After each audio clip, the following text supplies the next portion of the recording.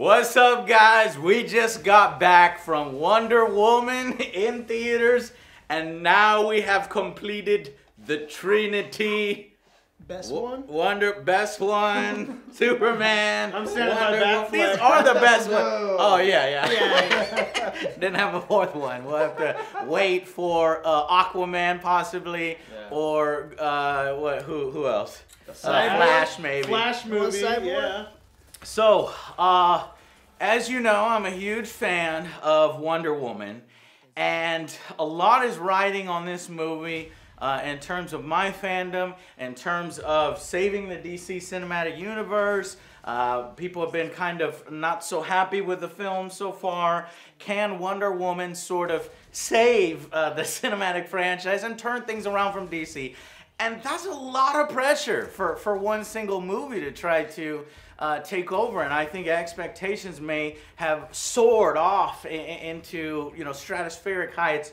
But I gotta tell you, Wonder Woman is, in my opinion, a success. I'm very, very happy to report that you can go to this film whether you're a guy or a girl, and you're gonna have a ton of fun. There's stuff there for girls, there's stuff there for boys.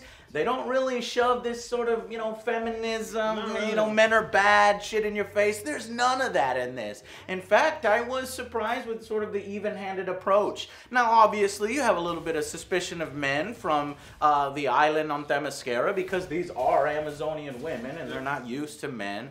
But I think it was handled really, really well. So let's put these down. Well, to be fair, if it had failed, we always have Batman.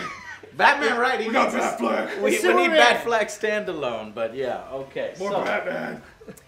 All right, guys. Wonder Woman, directed by Patty Jenkins, starring Gal Gadot and Chris Pine as Steve Trevor, is a story about an Amazonian warrior princess who... Xena? No, Xena? It's not Xena? Oh, damn. though her armor does kind of look similar. I'd be alright with the new Xena movie. And yeah, well, we'll see. Maybe if this does well enough, we'll see a reboot of that. But she basically acts as a sort of protector for humanity, and she goes up against, in this world, they mix in World War I. Which is an era that we don't really see a whole lot in superhero films. The closest I can pinpoint this film is sort of a mixture between Richard Donner's Superman and a little bit of Captain America kind of thrown in, because that was World War II-y. And they mix these elements together, and it does well. What you have here is a film with plenty of action. It's got a lot of, heart to it.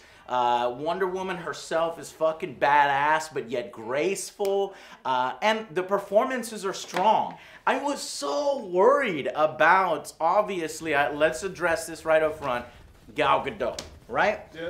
I was probably her biggest fucking hater here. I remember that. Okay? I didn't think that she could handle the role.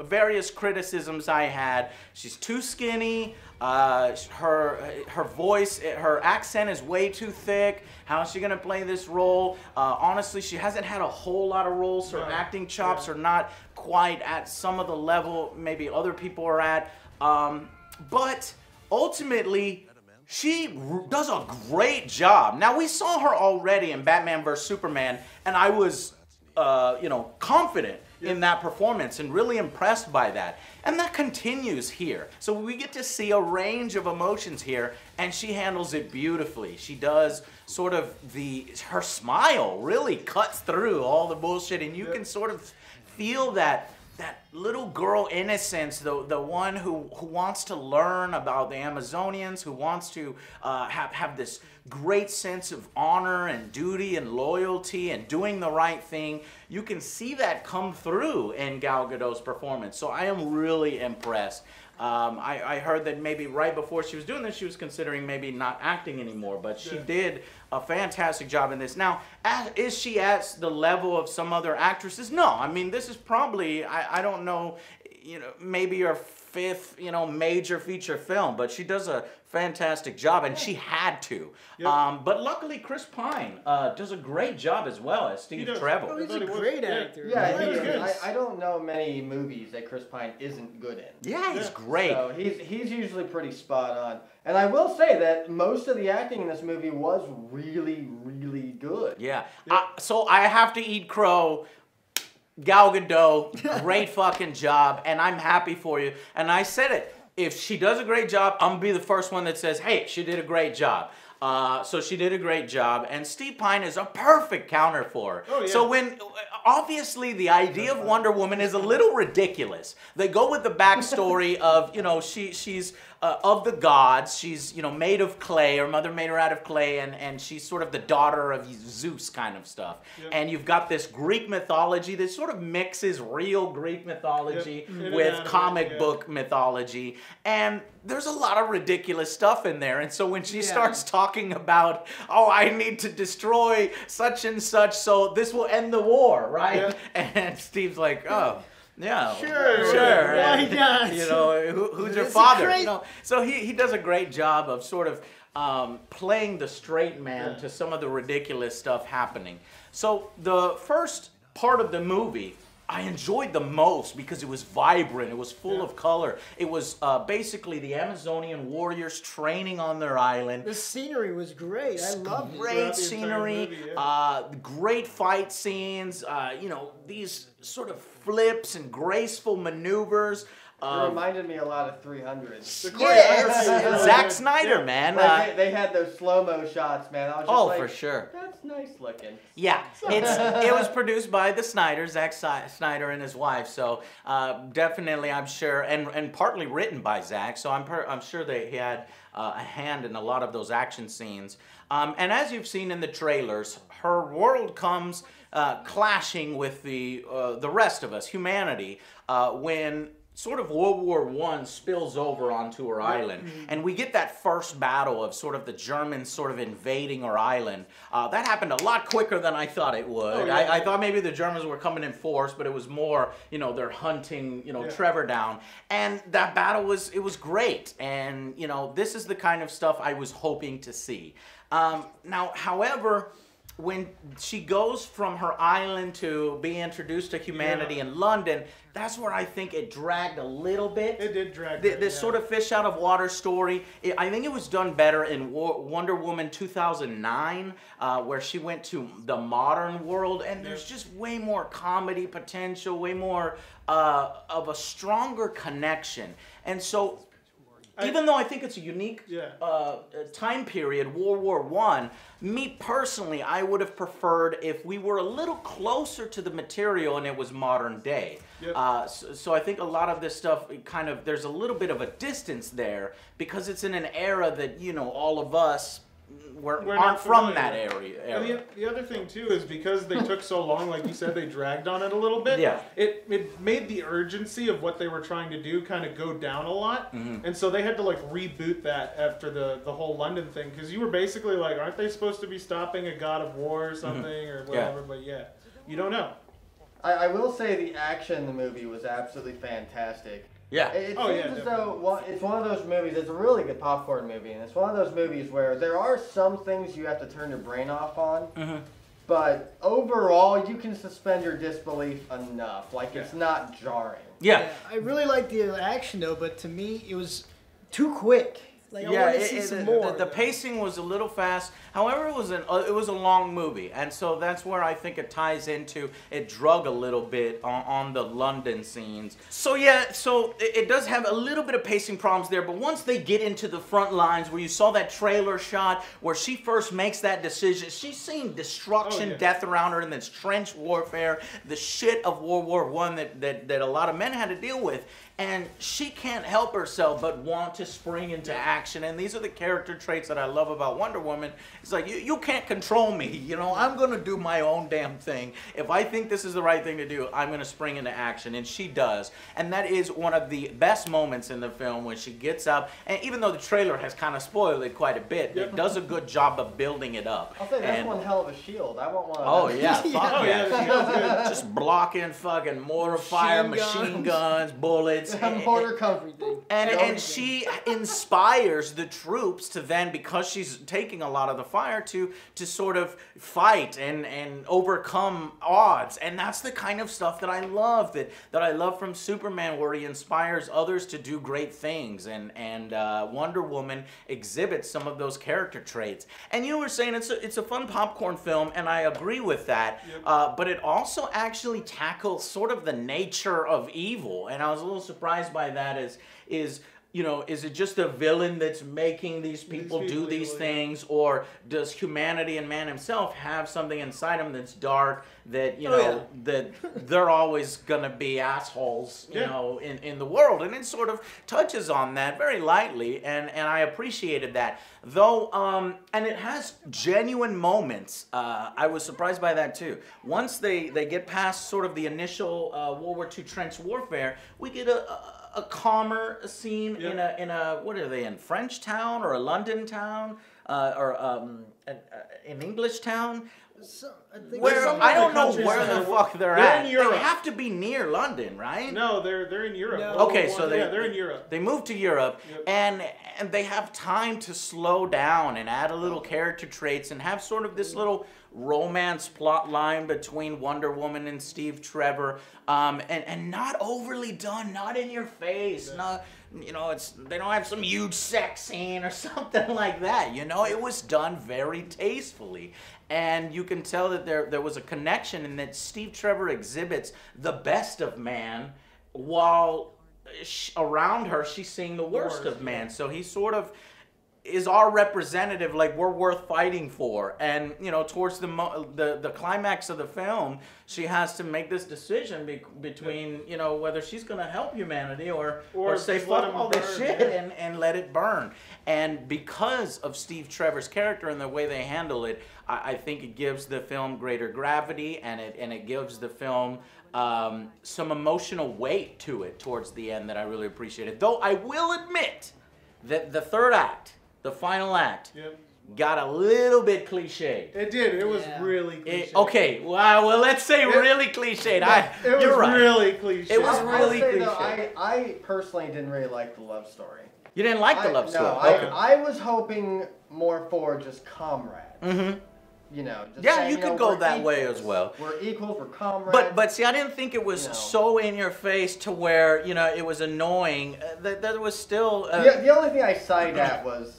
the cliches. Okay, all right. When the words. Come on, it's Gal Gadot. Yeah, so it's like, no. She's fucking hot, alright? Yeah, they You're go. fall in love with her. She is very attractive, especially when she brandishes Human that smile. nature, come on. It's that smile. Now I know why she was cast, because that smile pierces through everything, and it has this strength, grace, innocence to it, just like Christopher Reeves. You know, when he flew by that camera, he flashed that Superman smile. Boom! You can't help but smile too. And when she smiles, I'm fucking smiling, dude. I was like, I'll fight for you, Wonder Woman. Let's fucking do this. Let's go, you know, charge the German lines. I will say this though, and I think we kind of all agree on it. I think a lot of the side characters were really weak. Yes. And honestly, that's the main thing that drags the film down. We're talking the side characters, like this lady his secretary, Chris Pine's secretary. Really, all the stuff you see in the trailer, that's it. That's her role. Yep. And she doesn't get more than that. We get a sort of a British prime minister sort of character who kind of leads the signing of a peace treaty between them and the Germans. Of course, the general on the German side, our villain characters, General Ludendorff wants to continue the war, and our other villain, Dr. Poison. Yes. This female character who is sort of the scientists and engineers poison gas, so they kind of bring in the whole mustard trying to bring in the gas from World War I. I think that the movie suffers the same problems that Marvel has, where the villains are weak. They were weak. Very one-dimensional. Not a lot of depth there. And then the side characters themselves, the secretary character, and even the ragtag bunch. Oh, I like the ragtag. Okay. Except for I one. love that Scottish dude. Yeah. Why? I love that He actor. was He's a funny awesome. actor. He But was a funny actor, awesome. but I didn't think he would. The play thing the is, major. could they have taken those characters out and the movie wouldn't have lost anything? Yes. And It it's true. It You could have wouldn't for me. it really I wouldn't like for me. those guys. You could have cut them all out, and it would have I been like more them. focused on the main characters, which is the strong point of the movie. Okay, so you like it. The three of us think that those characters didn't live up to their potential. And in my opinion, because I've seen Wonder Woman 2009, and I think that's an amazing film, it focuses more on Wonder Woman and her character development, and even Steve Trevor's character development, and also the villains. And so these side characters, I almost feel were kind of put in. They feel forced, they feel forced, like They maybe really for were. the guys. Oh, we got a fucking squad of badasses, but really Yeah. they weren't They really were bad. just And Wonder tag Woman along. was Ain't doing no everything. badass. They literally only served to take. I saw Sniper was the when I shittiest saw him- sniper ever. I know, but when I saw him, I saw different facets of humanity. Okay, yeah, I can get You know, that. so I was like, they're trying to like show her all these Exactly. different facets of humanity so she can make Yeah. her decision. I And agree I was with like, that. okay, I thought that was kind of clever how they had this guy have this trait, this guy have this trait, But and just- it's from all these different cultures, you know. So They just went on too long. I could with see it. that point. That was the point of that. But we feel, They at could've least just us had three that feel one that those. section and then move on. Yeah, those characters were a little weaker. They could have been I better. don't care.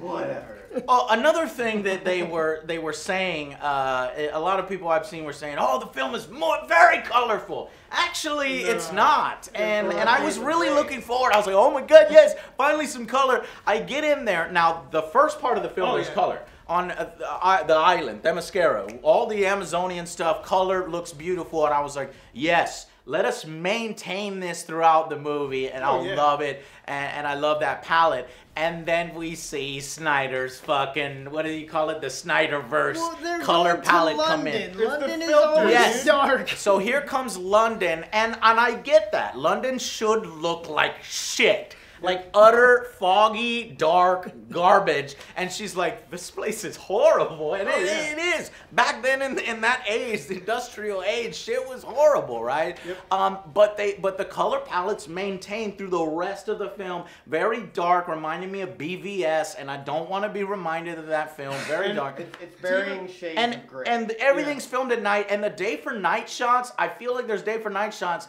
that don't look that well. And I wish that they would have just filmed it during the day. You know? It was like there was just this dark filter over everything.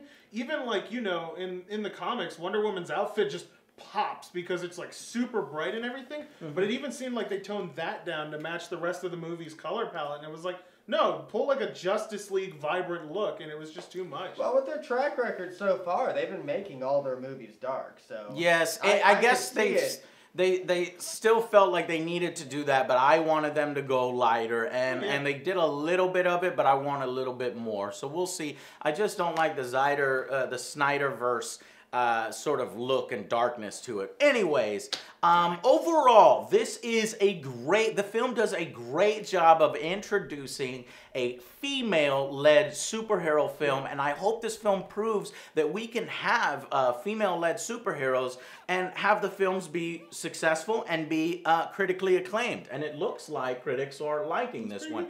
However, I will say this. I think my rating is, going to surprise you a little bit just because I have seen a lot of Wonder Woman comic storylines. I've seen Wonder Woman 2009, and I actually think that some of those stories, and especially Wonder Woman 2009, do this, and it does it better. And it hurts me to say that because I wanted this film to be the best version because I want everybody to see it, and I know this is the one that's out there in front of everybody. But I think it does enough for mass audiences. I actually turned around, I stood up because I wanted to see the reaction because this is important to me. It's like my third favorite superhero that has not had sort of their own vehicle or mass audience introduction. and people were enjoying it, or people were walking. I was hearing their conversations. Oh, I loved it. I loved it. I asked several people. They were like, this. And there was one lady. I was like, did you like it? She was like, ah. And I was like, that means you don't like it? And her friend's like, no, she likes it. She likes it a lot. We loved it. And I was like, okay, good. So it looks like audiences like it. It looks like critics like it. And aside from sort of the cliched drag out action fight at the end, which is filled with a little bit too much CGI, and Del will tell you a lot too much CGI. God, yes, it was a lot of CGI. It was a lot of CGI. The whole film, I mean, it was like no CGI for most of the film, and then they were like, the entire budget goes into the last 15 minutes. And it honestly did not look good. We'll talk a little bit about some of the spoilers because we need to talk spoilers.